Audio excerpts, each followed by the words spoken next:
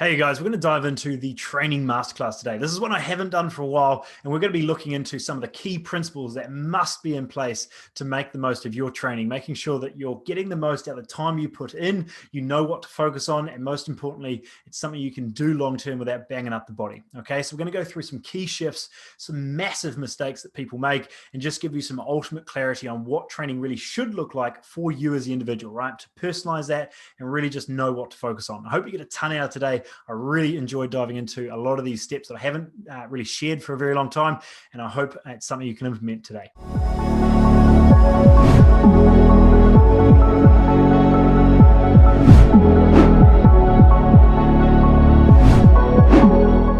We look at training in a way that's more effective long-term, right? Rather than breaking our body down and trying to hold our breath for how long we can train, we're going to try to look at how we can really step things up in a smarter way and make sure that simply some foundations or some clarity on what we can add to training is there. Okay, so let's dive right in. Cool. So we're going to dive into that training optimization today. We're going to just really dive a little bit deeper and shift your thought process around how you think about exercise, how you think about really training in a way that can be helpful towards all those other goals you have, because there's a lot of people this thing and that about what type of training they should be doing. And I want to just clear that up, make sure there's some big focus points today. So anyone that's watching, good to have you on. Andy, Wade, a couple other guys there. If you are watching live, just comment below saying hi, it'd be great. If you're watching on the replay, then just write replay. It'd be great to see who's on, who's watching it later. What I want to dive into, obviously if there's any questions, please let me know. But the reason we're going to dive into training, and specifically the weight training side of things and resistance training, is getting an awareness of what really happens as we get older, right? It becomes harder to maintain or build muscle mass. This is where, if we're looking at as we age, we have a lower protein synthesis. We have a harder ability to build up those muscle cells that get broken down, right? So if you ever see anyone that is losing a lot of muscle mass really quickly, there's probably something from a health level not going so well, right? So to really maintain a level of longevity, having that high level of muscle mass is really, really helpful. Now, what are the three main things that come in when we're looking at longevity? We're looking at grip strength, we're looking at walking speed, and we're looking at muscle mass, right? So a lot of them come back to that strength and that stability aspect we really want to maintain, okay? The second one here is the slower regeneration of cells. So looking at how quickly our body can actually rebuild the body, not just from a muscular level as we're talking about, but really making sure that all those cells in the body, we can really keep a nice base, okay? This is where we start to lose a lot of elasticity in the skin and all these other things as well, okay? Lower hormone production, right? This is natural as we age. Most people are quite used to seeing that gentle decline in their hormone production, their testosterone for males, their estrogen, progesterone for females, and most people have accepted those coming through, but trying to make sure that we're looking at how we can maintain a high level of hormones, or maintain a healthy level of hormones at least, as we get older is really a point of focus, hopefully. Okay. The next part here, really, really helpful, is less brain plasticity. As we get older, it's quite challenging, to teach the old dog new tricks. It's something that a lot of us are used to, and we find it's harder to learn new things, right? And this comes down to a level of neural plasticity, our ability to connect new neurons. With the right type of exercise, we can actually improve that neural plasticity, okay? And then the last one here is obviously, we see this all the time with shorter gait patterns, shorter range of motion, right? Their range with their shoulders, their hips, back tend to be they tend to get decreased, right? So we're going to look at how we can intelligently look at training in a way to really keep these at a high level, make sure that our body is in a position to keep feeling good, to keep doing the things we want to do, and ultimately not let us hold us back, right? So as we've got those 5 areas that we want to really dive into as we get older, right? We want to make sure it's making sure we're in stopping ourselves from breaking down muscle. We want to increase that regeneration of cells, increase hormone production, increase the plasticity of our brain, and obviously increase or at least maintain a high level of joint range, okay? If we don't start adding weight training, then as we said, you're going to see a big decrease in the range of our joints. You're going to see your mobility, your balance, and body awareness decrease. You're going to see your muscle tone, your strength, and your body comp decrease as well. All right. So you're going to see that strength really fade as we continue to break down more tissue, as we're not rebuilding. We're not having that stimulus coming through. If we don't use it, we lose it. Right. And then the last one here, which is really, really important, obviously, is that rebuilding that level of energy, that cell repair, and obviously the metabolism. So if we're not weight training, we're not having a nice base there, then a lot of these started to really be suppressed. So what we're going to cover today, and really make sure we go through this in a way that is helpful for you moving forward, is we're going to go through a key difference with weight training versus other types of exercise. Really make sure that we have an understanding of what the focus should really be. How much of each should we be doing? Is there a balance? And why, if any, should I be adding weight training in? Okay. I'm going to go through some main mistakes that most people fall into when it comes to introducing weight training or generally training to move forward there. Okay. Next one, we'll go through a couple of nutrition tweaks around training, just making sure that obviously as we dive into we're very nutrition focused and holistically focused on getting the body working. Nutrition is obviously always going to be a big part in making sure training is really effective. And if there's any questions that you guys have as we dive deeper into this, please let me know. Just chuck the comment in and I'll get to it at the end, and we'll come right back around. Okay, so before we dive any deeper, this quote I think sums up, well, not quote, but phrase sums up what I'm trying to go through with you today. Okay, and I think this is sometimes a mindset that we need to break as we look at training compared to our 20s, right? When we're 20, we can just do whatever we like. We can sling some weights around. We can do a run without training. And our body doesn't bounce, it doesn't break down all that much. Whereas if we try to do those same things without that intelligent approach, a bit more awareness about how that body works, things tend to start hitting us in the face. Things start not recovering, not bouncing back. Things start tweaking and popping that probably shouldn't be, right? So if you can't read that on the screen, it says, working harder is nothing to brag about. If I empty my bath with a teaspoon, I'm working really hard, but I'm still fucking stupid, right? So what we're looking at is trying to make sure we can get that minimum effective dose. We can make sure that every second we spend exercising, looking after our body, focusing on health at any level, we're ultimately making the most of our time, okay? So hopefully that frames where we're going.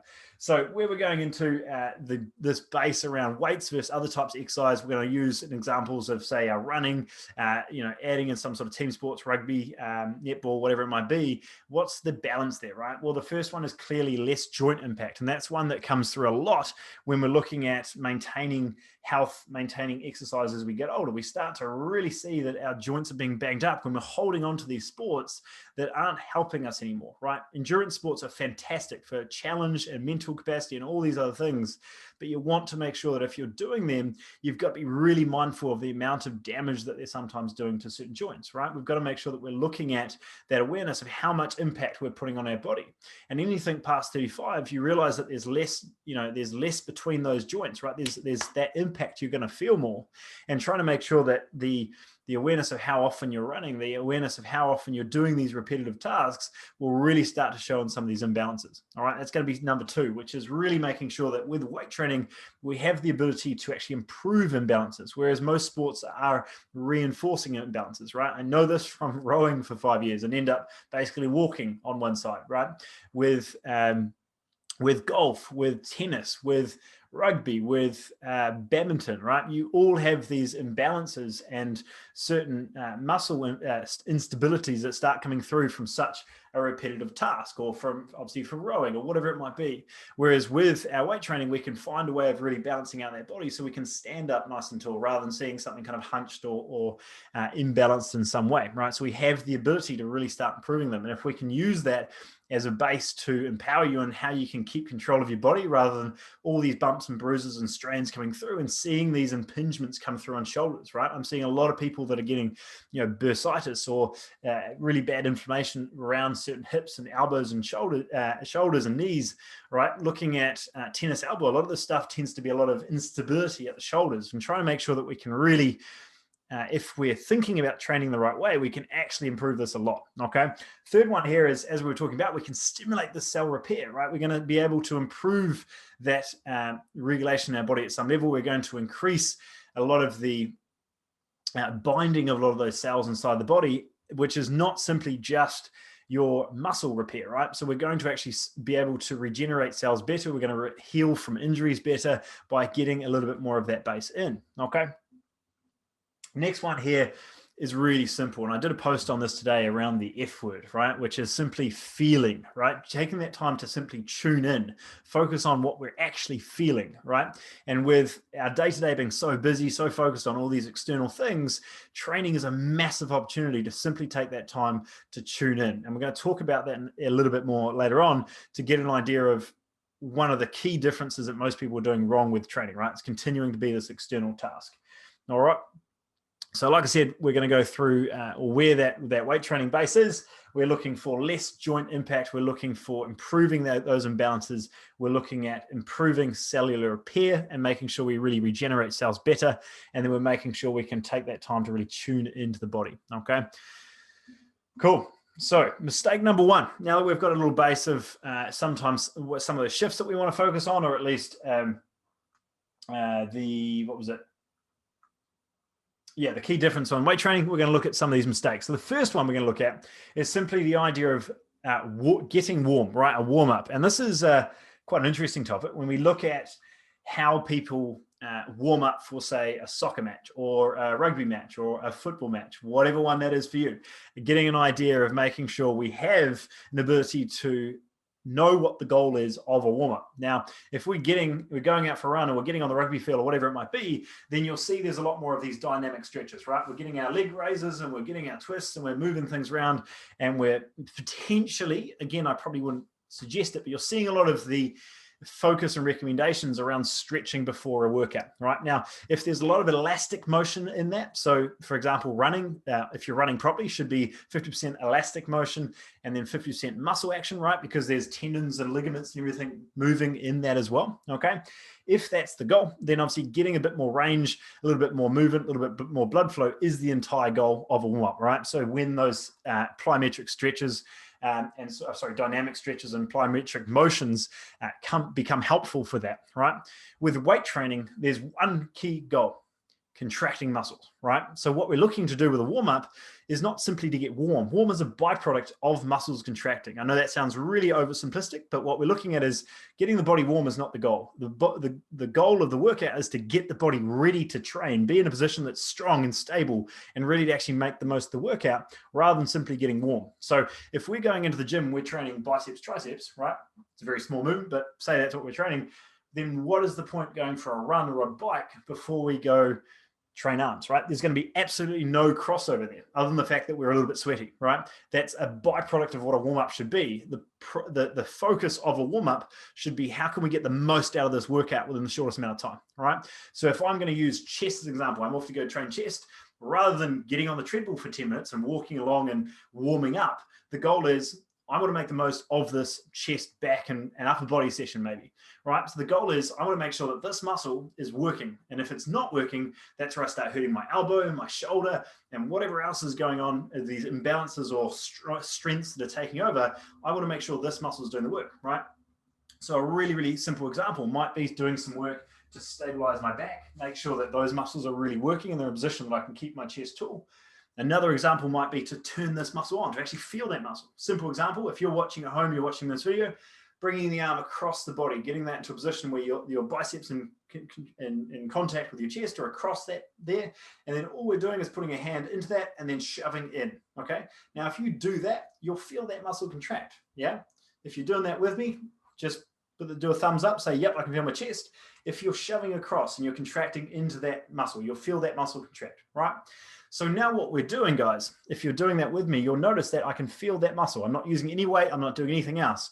All I'm doing is switching that muscle on before I start, right? So now when I go into the workout, I start thinking about exercise. I actually know what that muscle feels like. I know what the focus is in the movement, right? Now my workout becomes a hell of a lot more effective, right? So the big focus here is trying to make sure that when we're looking at movements in the gym and really looking at a smarter, more long-term focused view, and the reason I say long-term focus is because we're training muscles, not joints, right? We're going to actually be able to repair muscles rather than damage joints, is trying to make sure that we're focusing on the muscle, not the movement, all right? So number one, the warm is not the goal. It's just the byproduct. we lack stability and control. So how can we build that stability, that base before we start training, right? And then number 3, we are training muscles, not movements.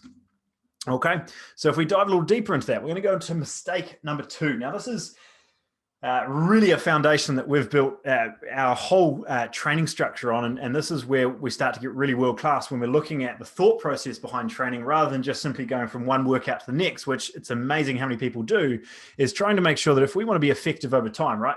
Most people here have probably followed a training program of some sort, whether that's with weight training or some other sports endeavor, they've probably followed a program, right?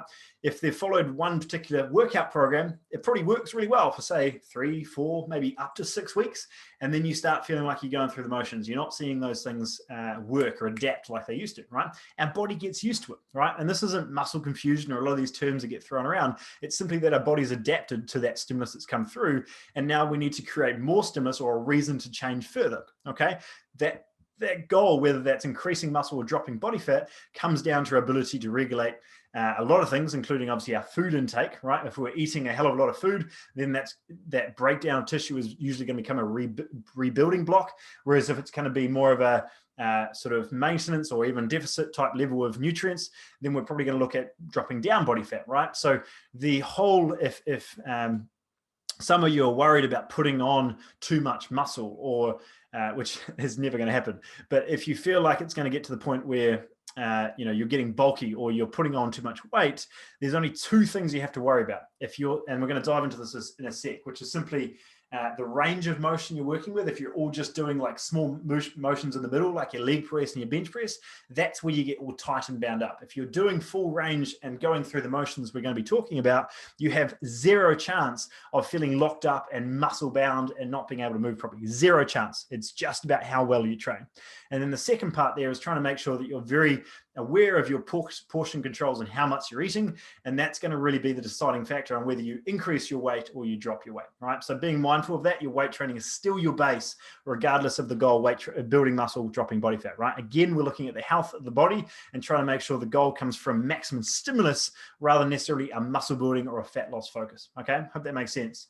So the first part here is trying to make sure that when we're looking at training structure, we're looking at what that stimulus looks like long-term, right? We want to make sure that the goal is not just train a muscle really hard and then have to use more effort to train harder, right? And what I mean by that is most people start adding more weight, start adding more volume, and then these workouts end up being an hour and a half, 2 hours, and they're just not effective and most people don't have time for it, right? So looking at how many variables we have to play, there's 6 or 7 we use a lot of the time. So density, frequency, obviously volume and load is part of them. We're looking into tempos, tension, that base. There's a lot of stuff that we really program, and it takes me a fair amount of time to really think that structure out for our clients to make sure we're very much making the most of each workout and we're building that base within that same 45-minute block, right? There's no point just making the workouts longer and longer because we're missing the entire point of what stimulus should be. If anything, if I did 12 total sets in a workout in 45 minutes and I made that 40 minutes, I've actually improved the density of that workout. In that, our body's working harder, right? So if anything, there's a lot of things we can rewrite in thinking about how we actually make the most of a workout, right? We can get really technical on this. I'm trying not to get stuck in the weeds. But if we come back to our main points of training that are going to really help you today, 1, make sure that you fit the machine, not the machine, the machine fits you rather than you fitting the machine. What I mean by that is there's a lot of people trying to jam themselves into machines that don't actually work. This is where we start hurting our knees and our back and our shoulders because we're trying to fit in and we assume that other machines work for us, right? The problem is, guys, machines are made for everyone, which means they usually fit no one or they fit a very few amount of people, okay? If you're trying to make a machine fit someone who's 5 foot and 7 foot, there's going to be someone that that's left out, all right? So trying to make sure that we find an ability to make those small shifts in the machine to actually make it fit you, whether it's a case of shifting over and doing it one arm, whether it's a case of adjusting the handle height or whatever it might be, goes a really, really long way when we're looking at longevity of our joints and making sure we're not banging up our body in the process, right? So there's a conversation the other day, hey, David, Hamish, going through this awareness of banged up elbows, shoulders. When we're looking at weight training, this is a really, really important focus. So simply looking at what are the machines that we're putting ourselves into. And if my elbow is supposed to move this way, right? When I do a tricep extension, that is a function of the elbow. If I start doing this, right, and I'm trying to do a press or whatever, you can see how much rotation is happening from that shoulder. Now, if I'm trying to do that motion, that's just smashing up that shoulder, it's smashing up the elbow, and there's all these other things going clunk, donk, bang in between the joints that shouldn't be doing the work, right? We want to anchor one side down, right, so stabilize, and then we can go through that motion or whatever it might be. So just being able to stabilize and focus on the movement goes a really, really long way, okay? The second one that I'd suggest here, majority of the time, hope that you're still going with me. I know I'm going pretty quickly. Just thumbs up if that's making sense so far. The second one here is simply not starting with compounds. Now, this is quite an uncommon shift in focus in our training, right? Making the most of our training, big bang for a buck exercises like our squats and deadlifts and everything at the start. Like I said, one of the biggest things that people miss in training is tuning in, right? Focusing on, can I actually feel this muscle? Is there a focus of being able to build that base? So what I want to do is make sure before we dive into our bigger motions, like these deadlifts, our squats, our bench press, whatever it might be, what can we do to really make sure that we're trying to feel that muscle first? So if we go into a squat, most people, all right, unless you're really flexible, are not going to be able to simply get into a squat, chuckle that weight in the back and go straight into the movement, right? And if we do, we're probably going to start feeling those knees and hips a little bit more, okay? Again, you're in your 40s and 50s, you're not in your 20s. We don't want things to go pop and bang because you think you're 20, right? So the best way to do that is to try and make sure, what can we do to contract and fire those muscles before we get into those motions to, again, make sure we're training the muscle, not just the movement, all right? Making sure we're training the muscle, not banging up the joints. Best way of doing this, guys, is trying to make sure that we dive into an isolation exercise before we go into those bigger movements. I'm going to use the squats as an example because you'll see a significant difference in how those movements work. Cole, great to have you on here, mate. I know this is something we worked with a lot. I'd love to catch up with you soon. Is obviously we can look at doing our glutes, our hamstrings before we go into those motions, and you'll really start to know that whole kinetic chain starts to move a bit better, right? So that might be something like a hamstring curl, right, curling up behind you. That could be a hip thrust, right? Any of those movements are a really, really nice place to start because we're focusing on that shortened range of the muscle first, okay? Hope that makes sense. The second part to that, or third part to that, is going to be making sure that that muscle length is important. And like I said, coming back to this worry and this hesitation around getting muscle bound or getting too tight or too big or any of these goals in regards to being functional for your other day-to-day endeavors, whether that be running, rugby, cycling, whatever else that floats your boat, we're trying to make sure that we have a base and foundation understanding of how a muscle actually works. Because once we have that, we start to really get an idea of how simple this really is, right? Because it's no longer trying to simply lift a weight. It's trying to understand how that body really works, right? And the best way that I can explain this, guys, is going through looking at a simple strength curve. So if we look at a muscle, right, we'll look at the simple understanding that every muscle has a strength curve, right? Something like that. That should be even. So we might just try this one again, right? Strength curve. So what we're looking at in the middle, right? That bit in the middle, oh geez, I can't even do it in the middle, can I? I'm going to make sure this is actually in the middle. Right, somewhere in the middle. This is going to be our leg press. This is going to be our squat. This is going to be our deadlift, right? That's going to be that position where you're strongest, right? Everybody can get in a leg press, chuck a couple of plates on the side. Things feel okay, right? We're going to use a chest, for example. So we're going to make sure that this is our bench press, right? Say we can lift 80 kilos on that bench press, right? This is very much mid-range. We start looking at that pressing motion, right? Nice and strong there. What happens if we go over and we start looking at a chest fly, right? Machine or cable, doesn't really matter. What we're looking at is the shortness of that muscle.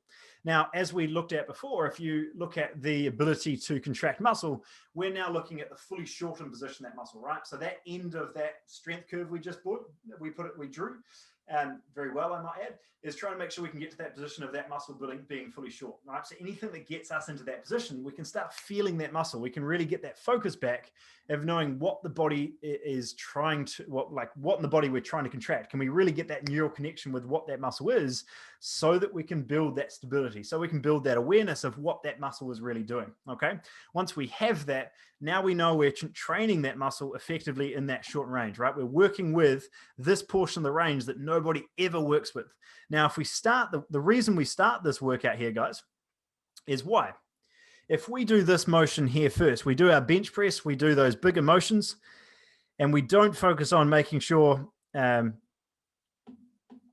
if we do these bench press motions first, we do our bigger range movements here first, and we get too tired, you'll notice that your ability to contract in this range massively decreases, as well as our ability to actually use our chest through this range starts to decrease as well. Okay, so trying to make sure that one, we get more muscle recruitment by training that strength, that shortened range first, and two, we also make sure that when we do our bigger movement, we also get more of the chest doing the work, right? Rather than the shoulders, those elbows, those other joints getting beaten up, or those strengths taking over. Okay, if you're someone who has a flatter chest, wider shoulders like me, then that's something that can be a challenge for you to actually feel your chest without that focus. So this will be a lifesaver for your shoulders or your elbows long term. Okay, you can apply the same principle to your hips, your knees, by making sure we start with actually feeling that muscle before we think about slinging some weights around.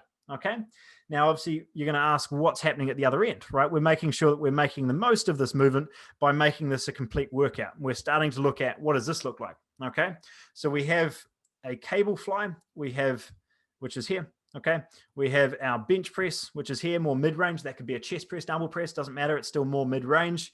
And then what we're looking at over here is our dumbbell fly, all right? So this is our position to get into a fully lengthened position.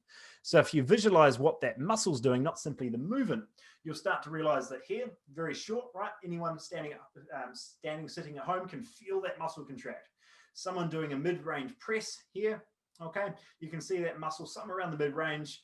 And until you load the muscle up, it's a little bit harder to feel. Now, if I stretch out and I get right to that position, right, of my chest being fully lengthened, I can probably feel that chest again, right? But that's going to be a much weaker position, right? If I hold a dumbbell here, if I'm obviously lying on my back, my position to hold that weight there compared to here is going to be much different, okay? This comes into a really, this is a bit of a side tangent, but realizing that obviously if I hold a 10 kilo dumbbell here, it's much, much easier than holding a 10 kilo dumbbell here. So realizing that one of our biggest variables that nobody takes into account is that the distance that weight travels is also as important, if not more, than the actual weight itself. And if you know how to train or utilize it effectively, it makes an incredibly big difference to that muscle doing the movement, not the joint, okay? So what we're doing to complete that motion, right? We're doing a cable or machine fly. We're doing a dumbbell fly, which is getting that stretch, all right?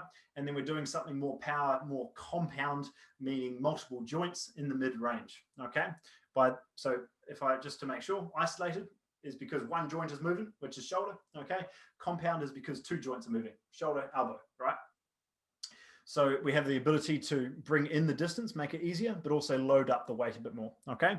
So what we're looking at is we're trying to make sure that how am I going to explain this best? Obviously, the big question here is trying to make sure we look at the chest fly. Someone's going to ask me, hey, but a chest fly and a dumbbell fly are the same motion. What changes? Great answer. Or great question. So what we're going to look at here is making sure we take into consideration the ability of the line of force. Okay, now I'm not going to go super technical on this, but if we look at that base of awareness, if we have this dumbbell here, and this is going to be an incredible dumbbell, so don't worry about this. So we have a dumbbell here. What way is that dumbbell exerting force, right? Straight down. Now, if we have a cable handle that way, that is exerting force from whatever angle that cable is coming, right? Does that make sense? So if we're holding a dumbbell directly up, that's obviously pushing straight down. If we're holding a cable to the side, it's pulling us out. So what we're looking at is we're looking at a line of force that if my hand is directly, say I'm the person, this is my arm. If I'm holding that directly up, right, this is me on the bench, that force there I can hold all day. Whereas if I stretch that same arm out here to hold the dumbbell, there is a greater distance from this joint, okay? So easy up here, hard out here. So I'm getting more of the tension, more of the focus in a fully lengthened position, okay? That's an incredible drawing, Ollie. So I'm trying to make sure that I have that base, right? The second part here is if we have a cable, we realize that at the start point here, if we use our hand again, that position of making sure that hand is directly in front of us is where that's easier, okay? Whereas if we have that hand coming from this direction and our body here, that's actually in line with the force, right? So the cable's in line with me that way. It's actually easier, right? So trying to make sure that whether the cable is coming from a side angle or whether it's coming down is going to change where we emphasize a certain range. I don't know if I went too deep on that, but hopefully that gives you some focus, gives you an awareness of where we're taking into consideration that with a dumbbell, we're trying to really emphasize that point, really get that squeeze here. Whereas with a dumbbell, we can really take that time to get a stretch through that here. Does that all make sense, Guy? I just want to make sure that was helpful rather confusing. Alan, Lyndon, Dion, and Ryan, great to have you all on, guys. Just give me a thumbs up if that made sense. Getting the idea of a strength curve, right? Working a muscle in the short, mid, and length and range, and realizing that it's less about the joint range, right? Because a cable and a dumbbell fly are essentially the same movement from the joint, but taking into consideration the angle of force is going to change whether this point is emphasized or whether that strength, that stretch, that length and position are emphasized. All make sense? Cool. All right. So what I want to dive into next is getting an idea. Well, I'll just recap on that one first. Obviously, first, make sure that you fit the machine rather than just trying to jam yourself in a machine that doesn't fit you. Okay.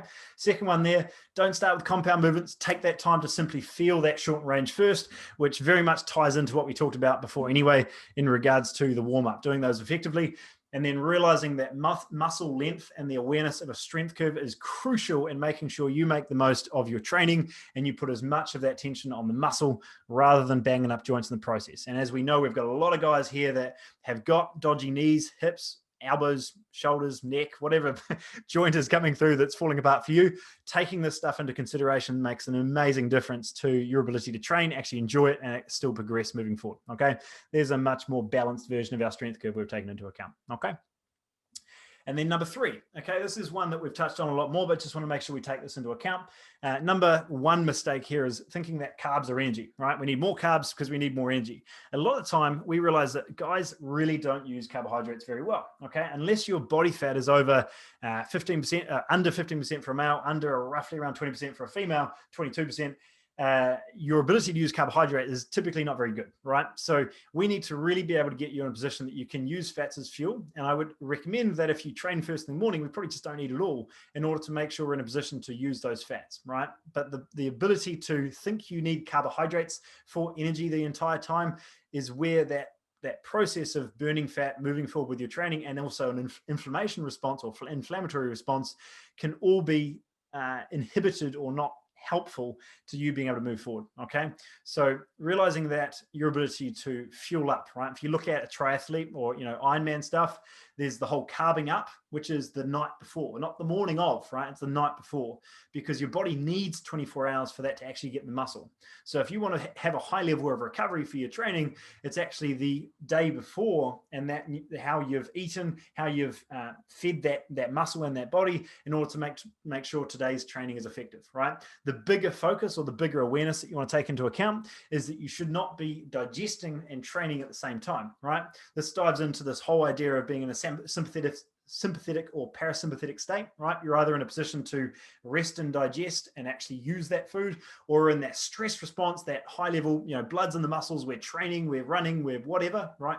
Fighting people, right? It's going to be that stress response. So there's one or the other. It's not both. If we eat too close to training, we've now got that food sitting in our gut. We can't train effectively and we can't digest food properly, right? So getting more awareness of that goes a long, long way. Okay.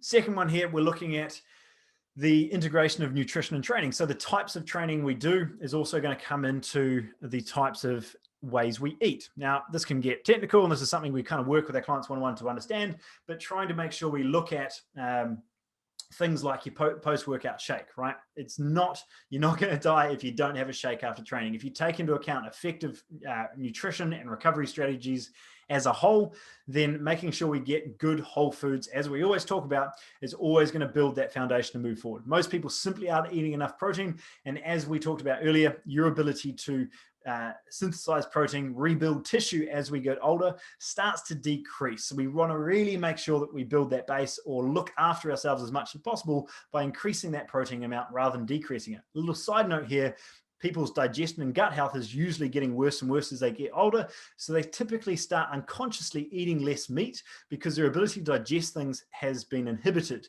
But what we're going to look at is one, rebuilding that gut health, building a base, and making sure our body's actually able to digest that protein to have a high level of training recovery, and also making sure that muscle mass and overall digestive base is there, right? It's not what you eat, it's what you absorb. And then the third one we're looking at was trying to make sure we take into account that we've kind of already went into it, right? Digestion and training at the same time is not going to be your base, okay? So number one, carbs are not simply your energy source. If you're over 15% body fat for a male, over 20%, 22% for a female, then you want to be using more fats as fuel before training, right? Number two, making sure you're taking into account, whether you're doing more strength training or more metabolic training, it's going to change how much carbohydrates or fats you need. More metabolic in nature, being more cardio, more HIIT, maybe more carbohydrate, more strength, potentially more fat. But there's usually nuance in that as well, because it comes down to your body fat as well.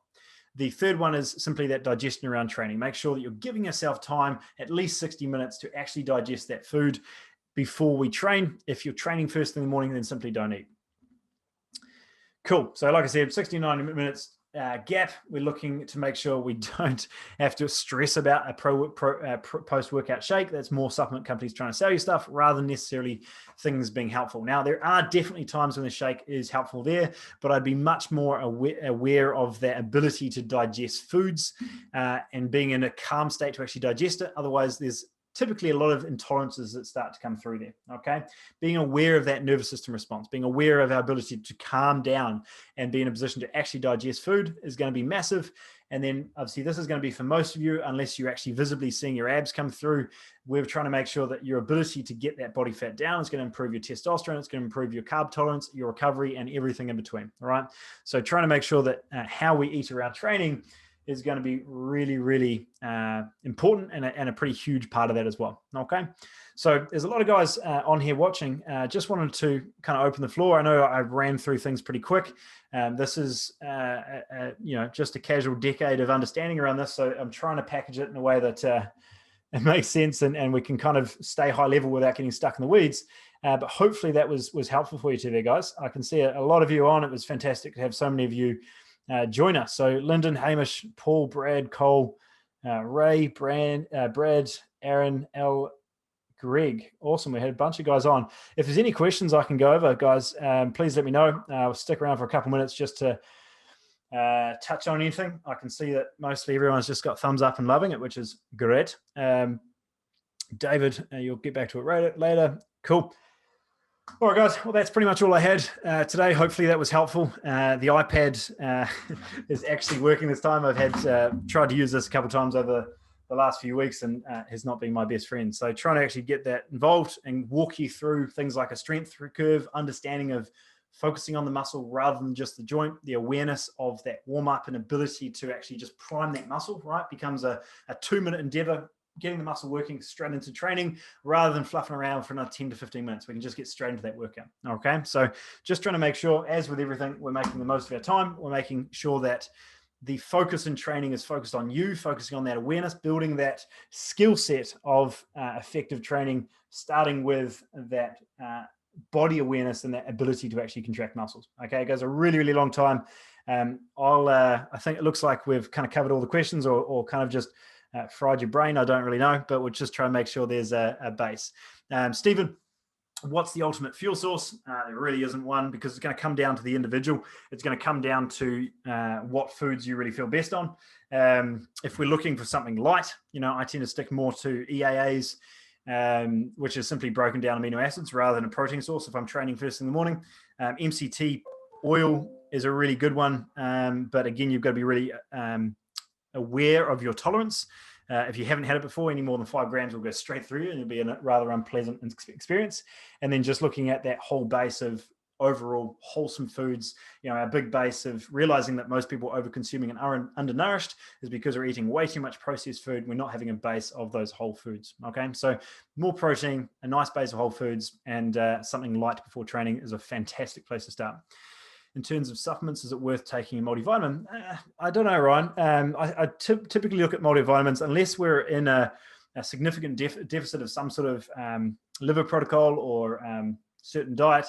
then I typically don't. The only reason I say that is because most of them have too much of the stuff we don't need and not enough of the stuff we do. So we tend to dive a little bit deeper and understand like what are the specific nutrients that you need from blood test or whatever else. But a multivitamin itself, there's not a huge amount out of there that are that high quality. And again, it really comes down to it's kind of like the machines, right? Like it's trying to fit everyone, so it fits no one. The difference between male and female is better, right? There's definitely some nuance there, but in general, I would be looking at some main nutrients rather than necessarily the multivitamin. Philip, great to have you on as well, mate. Awesome to have some of you on, guys. I haven't done a training one in a while, but obviously there was a fair amount of interest on that, so that was fantastic. Hamish, how are we doing? There's a 40-minute walk to the gym for me, and usually I'll eat granola, Greek yogurt, and fruit as a meal before the walk. Wondering if that walk or a meal sweet session in the situation I'm finding it hasn't hindered me much, although I definitely prefer quicker workouts once I'm in the gym. A 40-minute workout, mate, is definitely something to take into account. I would definitely, if that's the only way, right, if we're walking rather than driving to the gym, then I'd definitely be eating before we go, right? Then that kind of gives you the hour. I know you're a leaner dude, younger dude anyway, so you're going to probably get through that a bit better. And I'd keep things light. Again, it depends on where your body fat's at. If it is low enough, then having the granola and the Greek yogurt might be okay. I'd probably keep fruit out of that. Most of our clients know what I think about fruit. Thinking to your berries rather than things like bananas, apples is always going to be better for both your cognitive focus, your energy, and everything in between. We tend to look at it like glorified sugar rather than actually being particularly helpful for most people, or at least pre-training. Okay. So I'd be looking at, again, it doesn't look like there's a huge amount of protein in there. So as we talked about before, trying to make sure there's a good base of protein. And then if we're giving yourself, it's a light walk, I'm assuming, to the gym, you're giving yourself an hour and there's a 40-minute walk beforehand, provided it's not seeing a massive decrease in your strength. And I'm assuming it's something that can't be changed, then it's fine. And then potentially adding in the EAAs during training. But hopefully that answers your question, mate. I think it would be more, add some protein to the first meal, remove the fruit, and have a bit of a base. You're giving yourself, it looks like, pretty well an hour before we train. And then the only other consideration is, are we doing more metabolic or strength style? So, the granola and sort of high carbohydrate, if we're doing purely a strength workout, would probably be really good. Again, this is in context with you having lower body fat. If we're doing more of a metabolic style workout or more focused on workouts that are over an hour or more sort of higher reps than say 6 to 7, then we might stick to maybe slightly more of the Greek yogurt or something high fat like your almond butter or whatever, rather than necessarily more of the granola. Again, we can go so many different ways with that, but hopefully that helps. Cole, we talked about this with you the other day. Definitely would go EAAs over BCAAs. Again, this is something that I've only recently changed. The big change there is obviously BCAAs is your main three: isoleucine, isovaline, and leucine. Okay. Usually in a 2-to-1 or a 4-to-1 ratio with higher leucine content. Now that was used for a really long time as being the 3 main cornerstones to building muscle. The only problem with that is long term, you'll start to see some interesting other side effects coming through simply because of a imbalance in those amino acids in the body, right? And you tend to see this a lot with vegetarians as well, that get a lot of some amino acids and not enough of the others. We're trying to make sure we get a complete spectrum, right? So with the BCAAs causing those issues, EAAs just allows you to make sure we still get a nice base. We're not getting the full 21, but we are getting those 9 essential amino acids, which allows you to make sure we're getting our glycine, our tryptophan, and some of those other aminos that allow us to keep a nice base. One of those biggest ones that I've noticed, at least, is simply that drive, that motivation, actually that endorphin rush from training stays around. Whereas you'll notice a lot of people that do a lot of shows, a lot of photo shoots, and really getting into lean levels that use too much of the branched chain amino acids, they tend to start losing that drive for training, which is quite interesting. And that tends to come back to how the brain and neurotransmitters react or seem to adjust when not having enough of that balanced level of amino acids. So I hope that answers your question, Cole. I'd love to catch up with you soon. But I would generally recommend for most people going EAAs over branched chain amino acids. Okay.